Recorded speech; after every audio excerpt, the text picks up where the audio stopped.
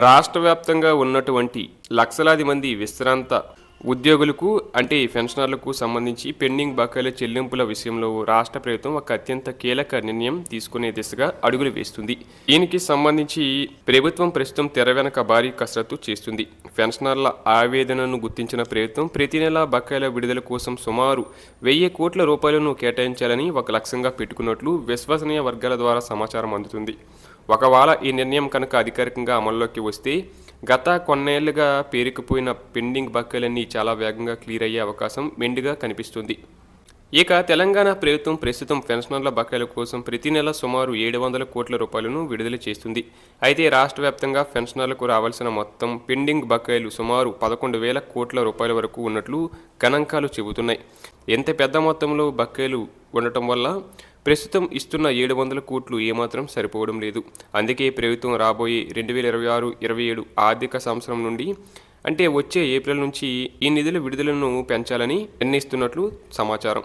April నెల నుండి ప్రతి నెల 1000 కోట్ల రూపాయలను రిలీజ్ చేయాలని ఒక టార్గెట్గా పెట్టుకుంది. ఇటీవల గౌరవ ముఖ్యమంత్రి రేవంత్ రెడ్డి గారితో వివిధ ఉద్యోగ సంఘాల నేతలు ఒక కీలక సమావేశాన్ని నిర్వహించారు. సెక్రటరియట్లో జరిగిన ఈ సమావేశంలో పెన్షనర్ల బకాయిల అంశం ప్రధానంగా ప్రస్తావనకు వచ్చినట్లు తెలుస్తుంది. పెన్షనర్లు పడుతున్న ఇబ్బందులను గమనించిన సీఎం గారు సానుకూలమైన హామీ ఇచ్చినట్లు సమాచారం. అసలు ఈ బకాయిలు ప్రతి నెల ఎందుకు కొత్తగా పేరుకుపోతున్నాయి అనే వివరాలను చూస్తున్నట్లయితే రాష్ట్రంలో ప్రతి నెల సగటున సుమారు 400 మంది ప్రభుత్వ ఉద్యోగులు పదవి విరమణ చేస్తున్నారు. ప్రస్తుత నిబంధనల ప్రకారం ఒక్కో రిటైర్డ్ ఉద్యోగికి గ్రాట్యుటీ, కమ్యూటేషన్ వంటి రూపాల్లో సగటున 1 కోటి రూపాయల వరకు ప్రభుత్వం చెల్లించాల్సి ఉంటుంది. దీని ప్రకారం చూస్తే కొత్తగా రిటైర్డ్ అయ్యేవారి కోసం ప్రతి నెల సుమారు 300 కోట్ల రూపాయలు అదనపు భారం ప్రభుత్వంపై పడుతుంది. అంటే పాత బకాయిలు చెల్లించే లోపే కొత్తగా ఈ 300 కోట్లు వచ్చి చేరుతున్నాయి. అందుకే ప్రస్తుతం విడుదల చేస్తున్న 700 కోట్లు అనేవి పాత బకాయిలను తగ్గించడానికి ఏమాత్రం సరిపోవడం లేదు. దీనివల్ల బకాయిలు కొండ అలాగే పేరుకుపోతుంది. ఈ పరిస్థితిని చక్కదిద్దడానికి ప్రభుత్వం ఇప్పుడు ఒక భారీ యాక్షన్ ప్లాన్ సిద్ధం చేస్తున్నట్లు తెలుస్తుంది.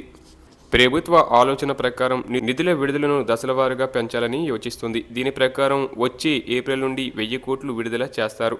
ఆ తర్వాత ఒక 6 నెలల పాటు పరిస్థితిని సమీక్షించి మరో 300 కోట్లు పెంచుతారు. అంటే అప్పటికి నెలకు 1300 కోట్లు అవుతుంది. ఆ తర్వాత పరిస్థితి అనుకూలంగా ప్రతి నెల 1500 కోట్ల రూపాయల వరకు రిలీజ్ చేయాలని అధికారులు అంచనా వేస్తున్నారు. ఒకవేళ ఈ పద్ధతిని కనుక ఖచ్చితంగా పాటిస్తే 2027 సెప్టెంబర్ నాటికి రాష్ట్రంలో 1 రూపాయి కూడా పెన్షనర్లకు బకాయి లేకుండా మొత్తం క్లియర్ చేసే అవకాశం ఉందని ఆర్థిక శాఖ అధికారులు లెక్కలు వేస్తున్నారు.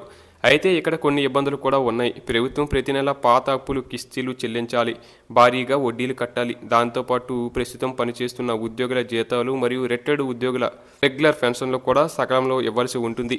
ఈ ఖర్చులన్నీ పోను మిగిలిన నిధులను బకాయిల కోసం కేటాయించాలి. కాబట్టి ఒకేసారి 11,000 కోట్లు బకాయిలు విడుదల చేయడం అసాధ్యమని అధికారులు స్పష్టం చేస్తున్నారు.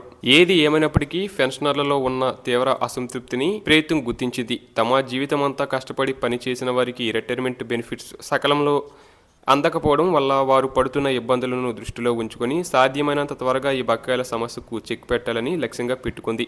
ముఖ్యమంత్రి గారి ఆదేశాల మేరకు ఆర్థిక శాఖ ఈ కొత్త రోడ్ మ్యాప్ను అమలు చేయడానికి సిద్ధమవుతుంది.